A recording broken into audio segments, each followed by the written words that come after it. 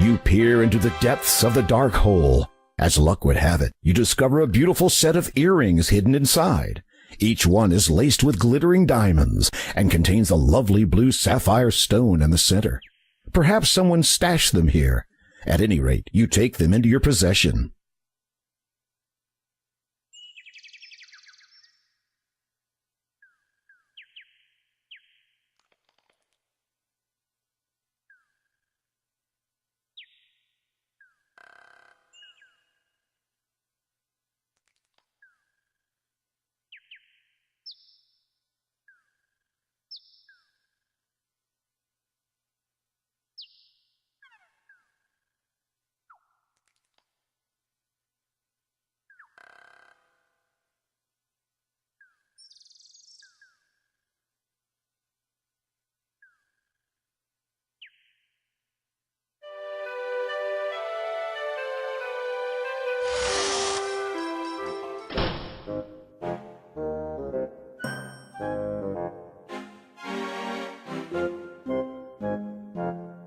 You offer the nightingale to Angelina. The sheer elation on her face almost makes the whole risk worth the while.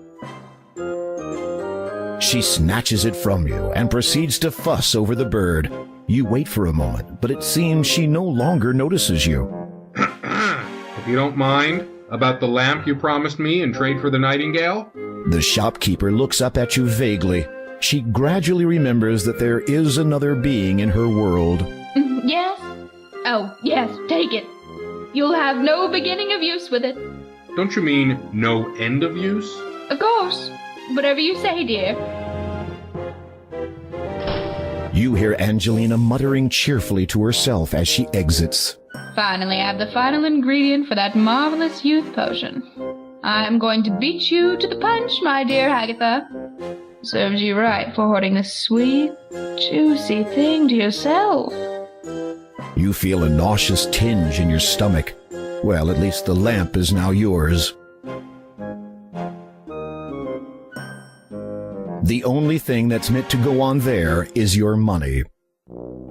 You take the old lamp. You can't use that there.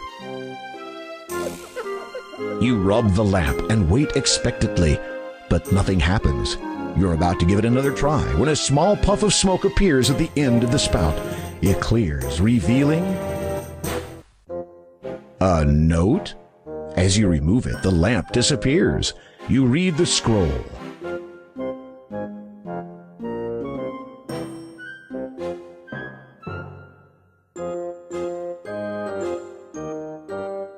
Upon closer examination, you discover that the statue hides a small latch. You flip the latch and watch in amazement as a trap door opens up from the floor.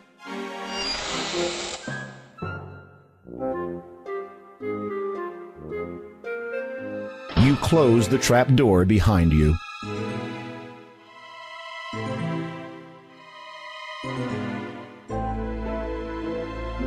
As you pick up the carpet, you notice a small label which reads, "Property of Al Din." There might be a faded letter or two in there, but you cannot be sure. Above you, from the back room, you discern Angelina's voice. I did it! I did it! The youth potion is finally finished. All I need to do now is drink it. Angelina, show yourself, you scurvy wench. Agatha? My dear! What an unexpected surprise! Don't you play the fool with me. I know you stole it. Stole? Really, I do not know. Silence. For your lies and deceit, there can be only one consequence.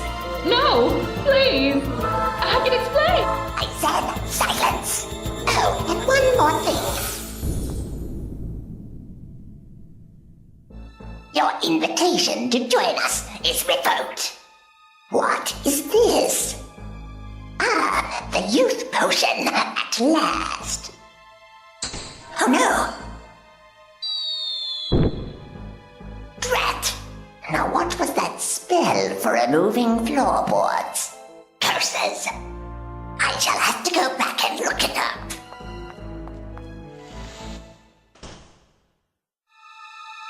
Removing the floorboards might attract unwanted attention to yourself. Besides, you can't reach them.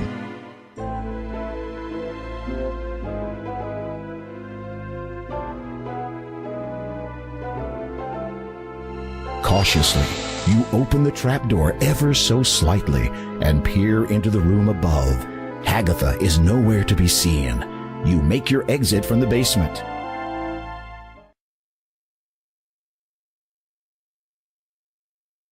You close the trapdoor again before you leave.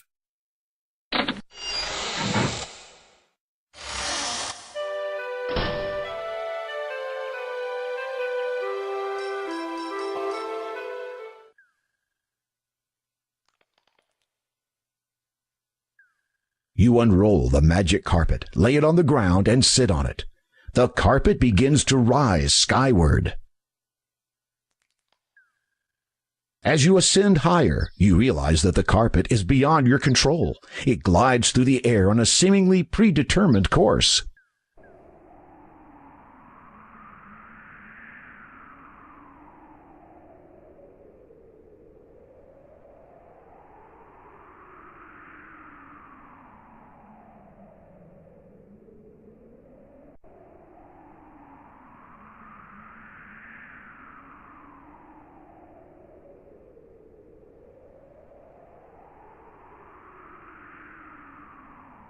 You dangle the shimmering opal in front of the snake.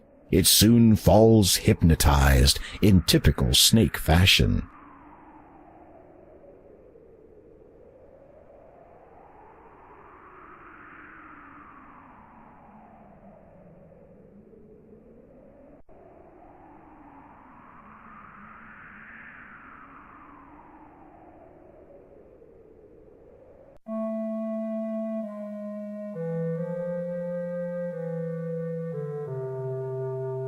You flip through the book entitled Ye Olde Book of Enchantments, Causes and Cures. The first half contains a list of enchantments. These do not interest you, as you have no desire to inflict inconvenience upon others. However, the Cures section does capture your curiosity. While browsing, you spy a promising paragraph.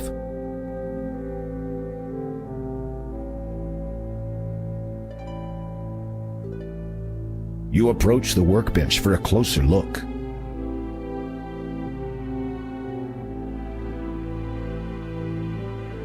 You toss the earrings into the beaker.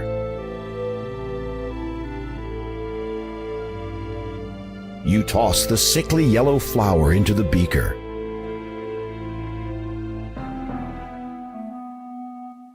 You strike the blade of your sword against the flint stone. It sparks, and the wick catches alight. You watch, fascinated, as the two unlikely objects melt under the heat of the magical flame.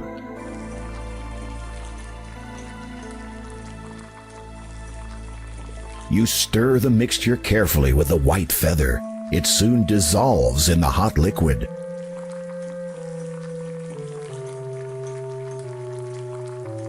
You manage to dislodge the crystal that had been set within the hilt of the sword almost a millennium ago. You feel a tinge of guilt and wonder what all the past monarchs of Daventry would say if they saw you damaging ancient crown property. You drop the crystal in and watch, amazed, as the green liquid slowly seeps into it. Heed now these words. Crystal, perfect. Green is thy hue. Restore, correct. Guard well my form. Preserve, protect. You recite the words correctly, line for line, and sure enough, only a brilliant emerald remains in the glass beaker. You quickly blow the flame out so as not to overheat the emerald and cause damage to it. Picking it up gingerly, you're amazed that the emerald took virtually no time at all to cool.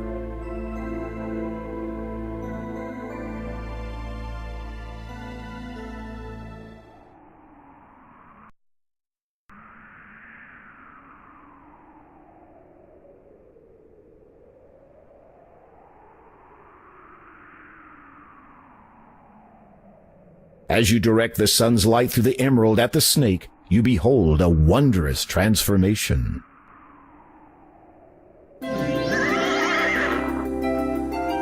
Before you now stands a magnificent winged horse. Thank you for freeing me. A horrid enchanter transformed me into that legless thing after I refused to be his steed.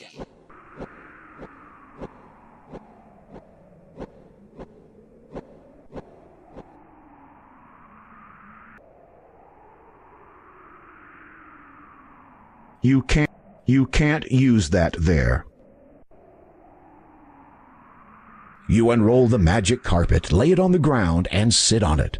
The carpet rises into the air again.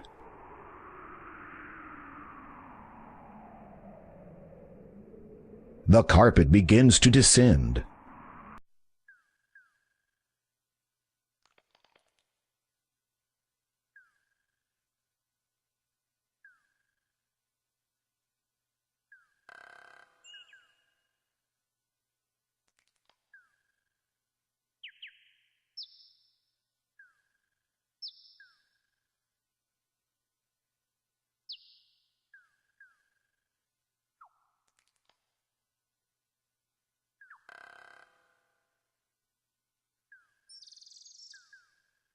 You bend over and hold the emerald above the stone so that the sun's light channels through it. Incredible! The rock has transformed into a silver-studded bridle. You take the bridle.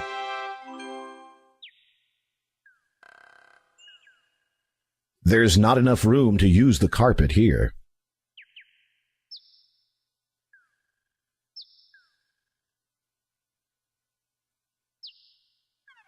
You unroll the magic carpet, lay it on the ground, and sit on it. The carpet begins to rise skyward.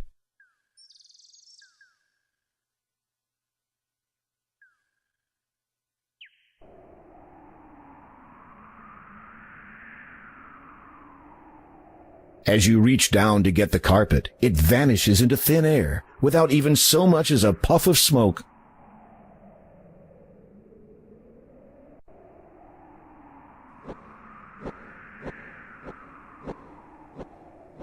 That was quite a gamble, to refuse an enchanter. True, but I could not have accepted, even if I had wanted to. For I am a disciple of the cloud, and can serve no land dweller. Disciple of the cloud? What does that mean? First, tell me of what you seek up here. You take a deep breath, then explain about the Door of Destiny, the gems of nature, and your present quest to locate the growth gem. So, you seek the air gem? Yes, that is right. You know of it? Most certainly. But you will not be able to reach it by any means available to you or any of your kind. I would gladly take you to it, but alas, the enchanter took and hid from me my bridle. Without it, we could search for 1,000 years and still never find the cloud spirit.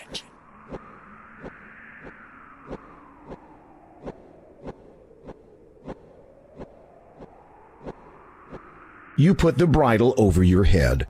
Nothing happens. Don't you feel silly?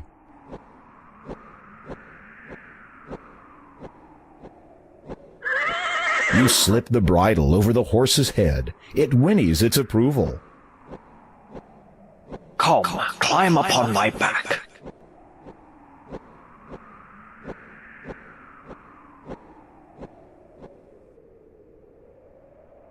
Hold on. This will be a little exhilarating.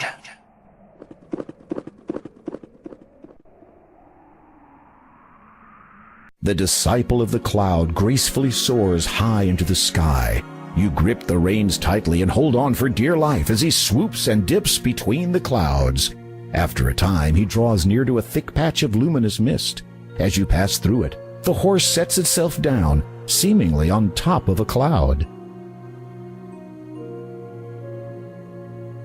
It is all right. You can dismount now. Believing that you have finally lost all sense of reason, you dismount and prepare for a very long drop. And find yourself standing on a cloud.